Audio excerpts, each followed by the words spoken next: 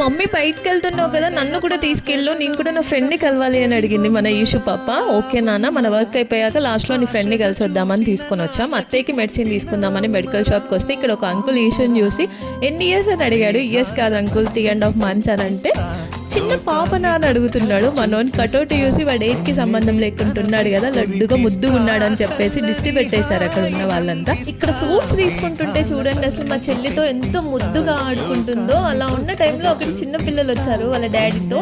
Daddy మాకు పప్పి కావాలి అని చెప్పేసి ఒకటే అల్లరి. వీళ్ళు మార్నింగ్ వేస్తే క్యారెట్స్ ఇంకా స్వీట్ పొటాటో తింటారు, వాడి కోసమే అక్కడ తీసుకుంటున్నాం. ఇక్కడ కూడా ఆంటీ లాస్ట్లో అంటుంది చిన్న పాపను ఎత్తుకున్నారు, ఎవరైనా చూస్తే పాప అనుకుంటారు అని చెప్పేసి ఇంకా కొన్ని స్వీట్స్ తీసుకొని ర్యాపిడో బుక్ చేసి వెయిట్ చేస్తున్నాం. వీడికి ఆటోలో బయటకు వెళ్ళడం చాలా ఇష్టం. ఇలా కార్నర్కి కూర్చొని ఆ సైడ్ సీన్స్ అన్నీ చూస్తూ ఉంటాడు, ఎటు వెళ్తున్నాం అని చెప్పేసి. అదే అల్లరి చేస్తున్నాడు నేను అటు సైడ్ వస్తా అని.